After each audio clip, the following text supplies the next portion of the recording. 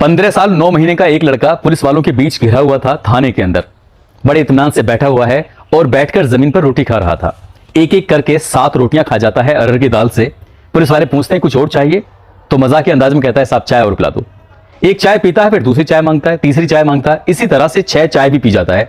Police वाले देखकर उसे हैरान थे, टुकर टुकर उस अपनी आंखों से देख रहे थे। उस लड़के के चेहरे पे ना कोई सिकन थी ना डर था, और पुलिस वालों के बीच में बैठकर भी उसे बिल्कुल भी डर नहीं लग रहा था। डरने वाली बात थी, क्योंकि वो अभी कुछ ही देर पहले एक लड़के का मर्डर करके जो आया था। बस बड़े अधिकारियों के आने का इंतजार चल रहा था, इसीलिए उस लड़के के साथ कोई ऐसी हरकत भी नहीं कर रहा था, क्योंकि वो नाबालिग जो था। आज की कहानी वाकई बहुत भयानक कहानी है। ये उन माँ बाप के लिए संदेश देने वाली कहानी है, जो माँ बाप अपने बच्चों को लेकर बहुत सारे सपने देखते हैं कि मेरा बच्चा आगे चलकर कुछ बड़े कुछ पढ़े। लेकिन ये लड़का पढ़ाई छोड़कर बस जाना चाहता था एक एकांत की जगह में। ये जाना चाहता था अपने घर से, अपने रिश्तेदारों से, अपने परिवार से, अपने माता पिता से दूर जाना चाहता था। ऐसी जगह जहां कोई ना हो, जहां पर एजुकेशन ना हो। जेल का उसने रास्ता चुना था, और जेल का जो रास्ता चुना था वो वाकई अपने आप में बहुत भयानक होता है। आदाब, नमस्कार, सत श्री अकाल। मैं उस्मान सैफी। आज की जो सच्ची घटना मैं आपको सुनाने जा रहा हूं, ये सच्ची घटना है उत्तर प्रदेश का एक जिला है गाजियाबाद। उसी गाजियाबाद जिले का एक थाना लगता है मसूरी। दरअसल एक लड़का जिसकी उम्र लगभग 15 साल 9 महीने के आसपास होती है, वो चौकी या थाने के अंदर घुस जाता है और घुसकर ये देख रहा था कि कोई पुलिस वाला उसे देखे, उससे बातचीत करे। तो एक संतरी खड़ा हुआ था, संतरी की तरफ हाथ जोड़ के कहता है नमस्ते सर, मैं एक मर्डर करके आया हूं।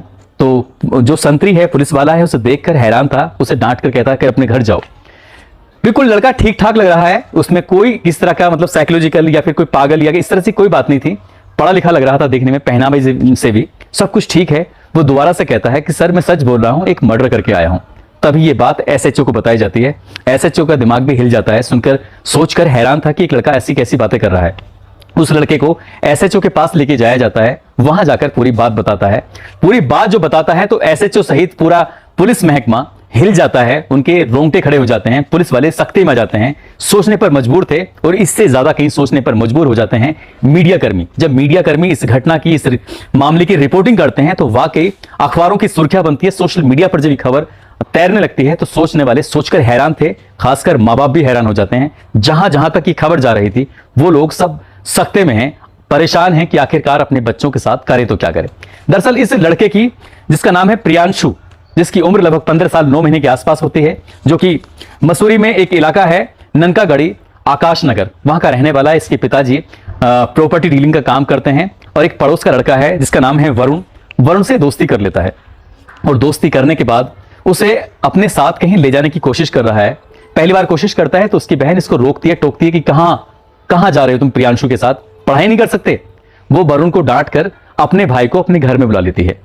अब ये लड़का परेशान था। 2-4 दिन के बाद फिर जाता है, दरवाजा खटखटाता है, वरुण से कहता है वरुण यार चल घूमने के लिए चलते हैं। वरुण फिर चलने की कोशिश करता है, तभी उसकी बहन अचानक से देखती है और उसको फिर डांटती है। ऐसे ही करके तीसरी बार भी बिल्कुल वही होता है जो पहली बार में हुआ था। यहां से वरुण की बहन तीसरी बार भी डांट कर, उसको फटकार कर प्रियांशु को भगा देती है। अब प्रियांशु इस घर का रास्ता बदल देता है। अपने घर के ठीक बराबर में एक खाली प्लॉट है, और खाली प्लॉट के बराबर में एक घर है नीरज का। नीरज की उम्र लगभग 13 साल के आसपास है। नीरज भी कक्षा 8 का छात्र है, तो ये कक्षा 10 का छात्र था। अब ये दोनों आपस में दोस्ती कर लेते हैं, एक दूसरे से मिलते जुलते हैं। स्कूल आना, स्कूल से घर जाना, ये सब कुछ ठीक नॉर्मल जिंदगी चल रही थी। बिल्कुल ठीक ठाक जिंदगी जी रहा था, और वो अपने आप को शांत करने के लिए, सुकून दिलाने के लिए उसको अपने साथ कहीं ना कहीं घुमाने के लिए लेके जाया करता था। यहां वरुण की बहन की तरह कोई रोकने टोकने वाला नहीं था, और नीरज उसके साथ चला जाता था।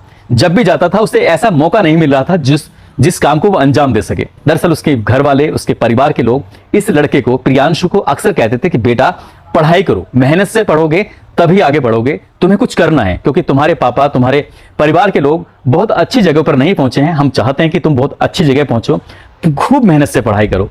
तब प्रियांशु पे लगातार जब पढ़ाई का दबाव बन रहा था, तो प्रियांशु सोचता था कि दुनिया में सबसे बुरा काम, सबसे खराब काम अगर कोई है तो वो है पढ़ाई। उसे पढ़ना नहीं है, इसके अलावा कुछ करना चाहता है। तभी वो अपने घर वालों का मोबाइल लेकर बार बार एक ही ऑप्शन तलाश करता था गूगल पर और यूट्यूब पर कि पढ़ाई से कैसे बचा जाए, और पढ़ाई से बचने का कोई रास्ता आता ही नहीं था। ऐसी किसी ने तरकीब सुझाई नहीं थी कि पढ़ने से कैसे बचा जाए। यहां तो पढ़ने के तौर तरीके सिखाए जाते हैं कि किस तरह से सब्जेक्ट को कैसे आसान बनाया जा सके। हजारों लाखों टीचर सिर्फ इसी काम के लिए यूट्यूब पर अपनी वीडियो डालते हैं। लेकिन किसी ने भी ये नहीं डाला था कि बचा कैसे जाए। इस तरह से ढूंढते ढूंढते, यूट्यूब के पन्ने पलटते पलटते कब उसने ये सीख लिया कि जेल की जिंदगी जो होती है वहां पर स्कूल होते ही नहीं है, वहां पे कोई पढ़ाई ही नहीं होती है, वहां पे कोई टोकने वाला ही नहीं होता है, वहां पे कोई घर वाला ही नहीं होता है। वहां पे तो सिर्फ अपनी जिंदगी होती है जो अपनी शर्तों पे जी जाती है। अच्छा खाना मिलता है, वहां अपनी मौज मस्ती के साथ रह सकते हैं। यहीं से इसने तलाश किया था कि आखिरकार किसी का मर्डर करना है और मर्डर करने के बाद सीधा जेल जाना है और बाकी की जिंदगी आराम से बिताएंगे, खूब अच्छा पेट भरकर खाना खाएंगे। ऐसे ही सोचते सोचते उसने वरुण से दोस्ती की, लेकिन वरुण की जिंदगी, उसकी किस्मत अच्छी थी, उसकी बहन ने उसको एक बार नहीं कई बार रोका। तभी इसने दोस्ती की नीरज से, और नीरज को वो अक्सर मेरठ एक्सप्रेस वे पर एक पुल था जो कि आकाश नगर से थोड़ा सा ही दूरी, लगभग 2.5 किलोमीटर के आसपास, वहां तक उसको लेके जाता था। लेकिन पहली बार में मौका नहीं मिला, दूसरी बार में मौका नहीं मिला, और तीसरी बार में 22 अगस्त 2022 की शाम लगभग 3 बजे के आसपास वो पहले तो स्कूल से आता है 2 बजे अपने घर, थोड़ी देर आराम करता है, खाना खाता है, उसके बाद 3 बजे अपने दोस्त को लेकर नीरज को सीधा एक्सप्रेस वे पहुंचता है। और वहां पर एक्सप्रेस वे के ठीक किनारे लगभग 2-2.5 फुट का एक छज्जा टाइप का बना हुआ था, उसी किनारे पर ले जाने के बाद उसको इत्मीनान से उसको पकड़ता है, एक हाथ से उसका हाथ पकड़ता है और दूसरे हाथ से उसका गला पकड़ लेता है, क्योंकि इसकी हाइट, उसका वजन वो ठीक था, अच्छा था, और नीरज का जो वजन था उसकी हाइट कम थी, और पूरी ताकत के साथ उसने उसका गला पकड़ लिया।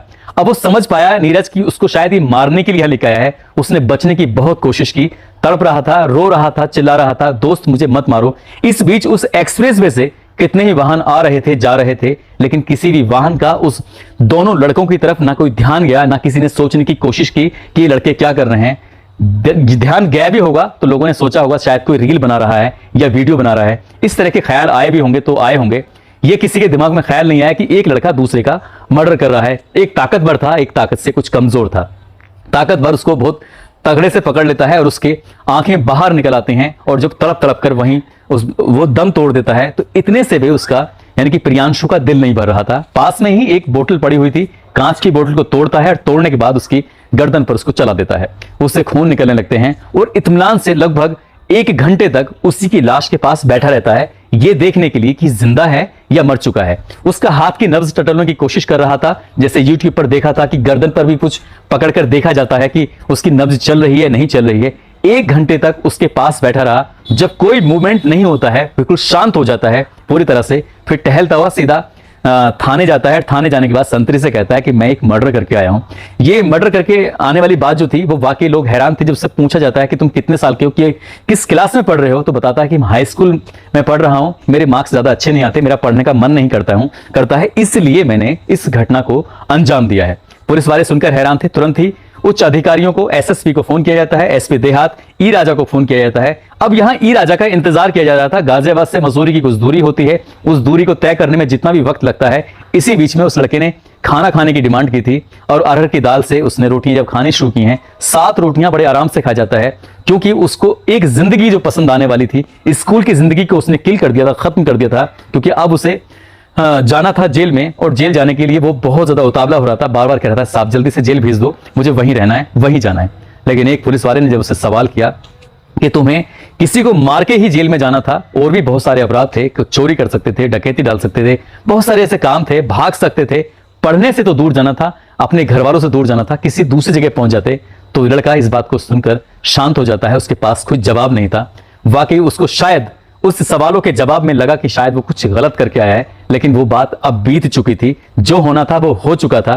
परिवार के लोगों ने जब अपने बेटे से मिलने की कोशिश की, उनसे बातचीत करने की कोशिश की, तो उस लड़के के चेहरे पे तो खैर कोई ज्यादा खास सिकन नहीं थी, लेकिन बाप का रो रो कर बुरा हाल हो जाता है, क्योंकि किसी के बच्चे को मारकर आया था, और मारने के बाद क्योंकि इसका परिवार, उसका घर पूरी तरह से खत्म हो जाएगा, बर्बाद हो जाएंगे। अपने बच्चे को बचाने की कोशिश करेंगे तो कोर्ट कचहरी के चक्कर में शायद अब न केवल उसकी जिंदगी खराब हुई है, बल्कि उसके परिवार की जिंदगी भी खराब हुई है। और नीरज, जिसका कोई कसूर नहीं था, उसके बिल्कुल भी इल्म नहीं था कि उसको उसका दोस्त मारने वाला है। दोस्तों, इस घटनाक्रम को सुनाने का उद्देश्य किसी को परेशान करना नहीं है, किसी का दिल दुखाना नहीं है, बल्कि आपको जागरूक करना है, आपको सचेत करना है। अपने बच्चों को लेकर ध्यान दें कि आपके बच्चे मोबाइल में क्या देख रहे हैं, क्या नहीं देख रहे हैं, पढ़ाई में कितना मन है या नहीं है, ऐसे कैसे दोस्त उसने बनाए हैं, किन दोस्तों के पास वो जाता है। बीच बीच में अपने बच्चों से, अपने बच्चों के दोस्तों से मिलते रहें और उन्हें पढ़ने की कोशिश करें। अब वो जमाना नहीं है जहां माँ बाप अपने बच्चों को बेफिक्र होकर छोड़ दिया करते थे। ये जमाना बदल रहा है। मोबाइल ने इंसान की जिंदगी को, उसके माइंड को पूरी तरह से कैप्चर कर लिया है। मोबाइल देखकर शॉर्टकट जिंदगी जीना चाहता है, कम समय में वो तरक्की करना चाहता है, बस यहीं पर हम लोग मार खा जाते हैं, इसलिए तरक्की के रास्ते हमेशा के लिए बंद हो जाते हैं। बच्चों का ध्यान रखेंगे तभी वो पढ़ेंगे भी और तभी वो आगे भी बढ़ेंगे। दोस्तों, जाते जाते कुछ लोगों ने नाम लेने की अपील की थी और साथ ही कुछ लोगों के जन्मदिन है, जिसमें सुदेश विरदा के रहने वाले हैं, संजय हैं और सरबजीत कौर, इनका जन्मदिन है। आपको जन्मदिन की बहुत सारी शुभकामनाएं, बहुत बहुत मुबारकबाद। साथ ही राघवेंद्र आगरा से हैं, अमरनाथ कुमार चौधरी मधेपुरा बिहार से हैं, एहतेशाम निखिल कुमार नूर मोहम्मद कन्हेरा से हैं, विशाल मनीषा सालगिरह, इनकी आज सालगिरह है, और मनोज गुप्ता हैं देवरिया सलेमपुर से, शमीम आलम पटेल नगर दिल्ली से, अंशु आरुष, आफ्ताब अहमद अंसारी सलाउद्दीन कैफ सऊदी अरब से हैं, विक्रांत गुप्ता, फिरोज हैदर, चेतन शर्मा, इन लोगों ने नाम लेने की अपील की थी। आप सभी का बहुत बहुत शुक्रिया। आप सब अपना ख्याल रखें, सुरक्षित रहें। जय हिंद, जय भारत।